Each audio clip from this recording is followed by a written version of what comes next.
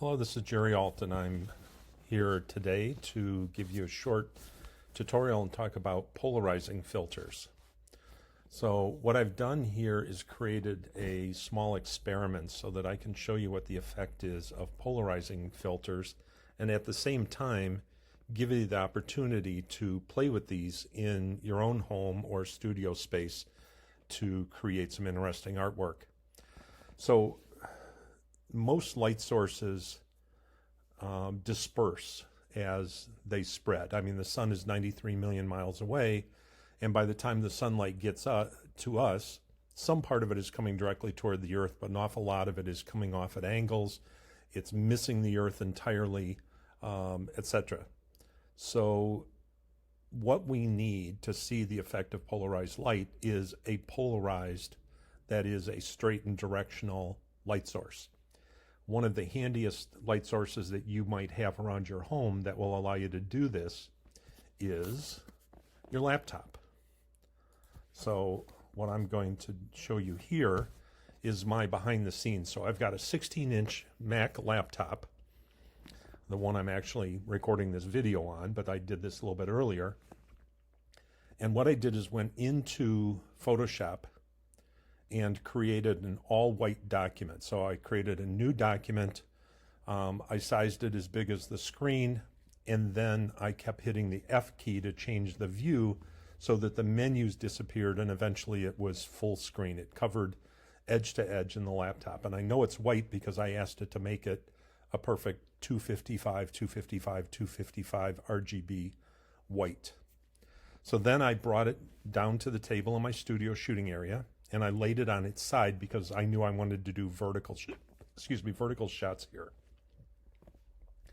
What I've got is plasticware, cheap Dollar Tree, 12 pieces for $1 kind of silverware.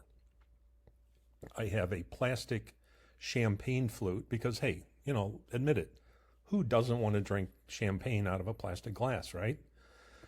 For this purpose, they're perfect. You can see here that I've got my camera set up, shooting this in wide format. I actually, when I did the finished shots, I turned the camera to portrait side and was able to focus in a little bit closer. But I wanted you to see what I was doing and how simple this setup was. So when you look at this, you can see that I've just got a tabletop. I've got this piece of plasticware with a place setting of clear plastic, cheaper the better, kind of dinnerware alternative. Now, this isn't the magic. You can see there's some color in this already, right? And that's because the light is coming through, and because of the uneven way that the plastic is made, in effect, these pieces of, I hate to call them silverware, but I'm going to end up doing that. These pieces of silverware, the plasticware, act like mini prisms. And the reason you see a non-uniform dispersion of the colors here is that these are cheap, okay? And so is the glass that I got.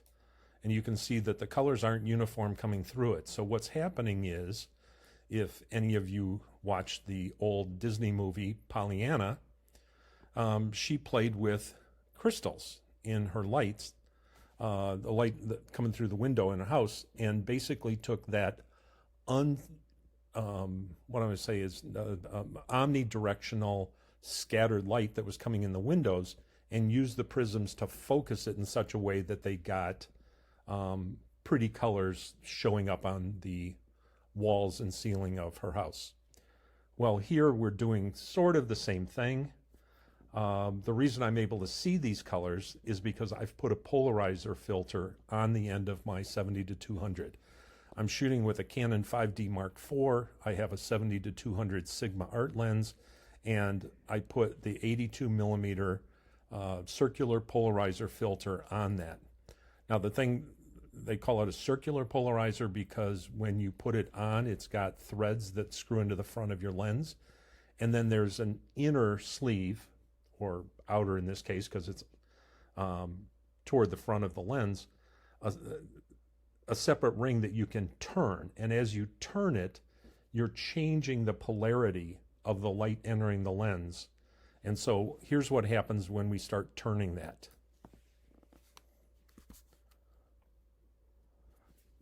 The background turns purple. Why? Because the act of changing that polarizing filter is making the white light break down into its component parts.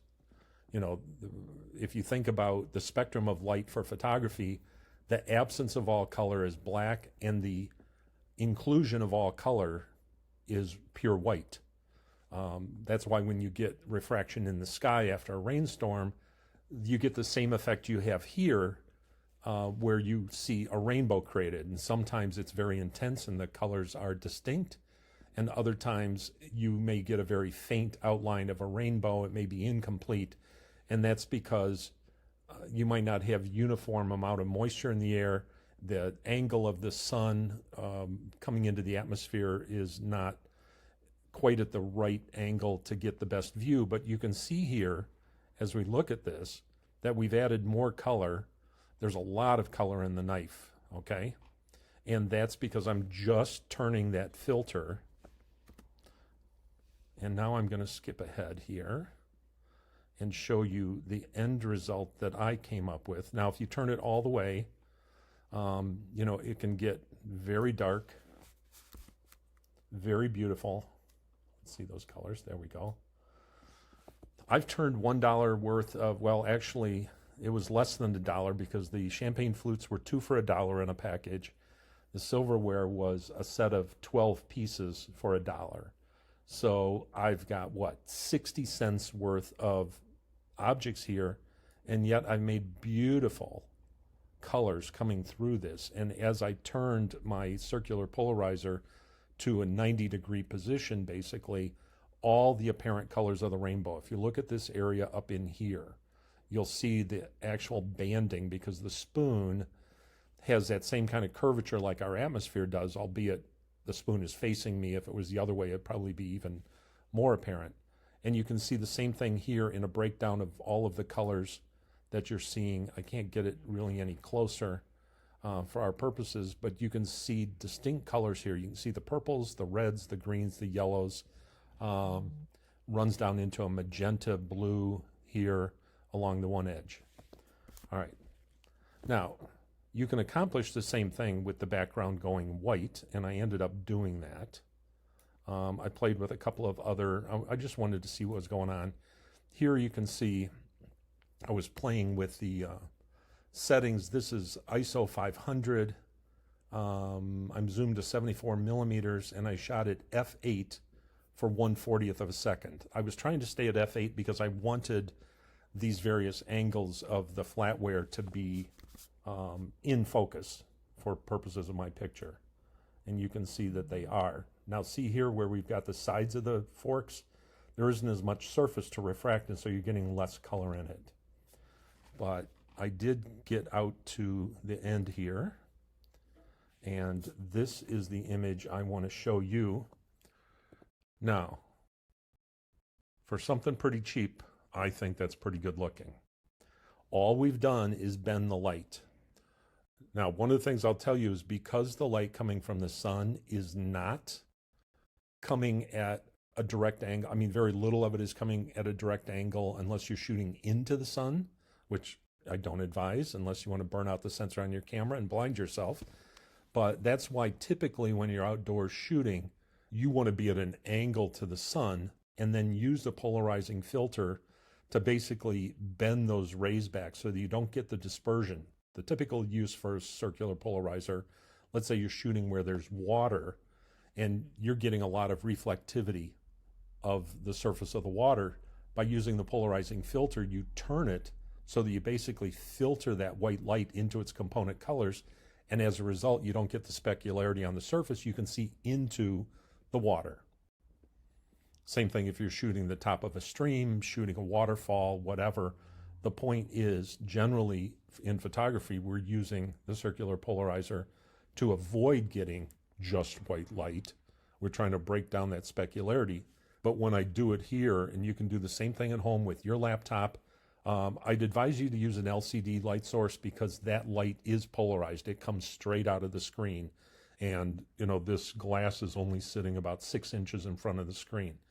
Now I could select around this. I could go into Photoshop, select this, pull it out, make the background any color I wanted. I could make it black. I could make it pure white again. But I just wanted you to see how absolutely gorgeous some cheap piece of crap can look if you give a few minutes and experiment. So that's it today. If you like this, if it was entertaining, click the like button, please. And I'd love it if you would subscribe to my channel so that you can be made aware of any future videos that I'm going to do. Have a great day.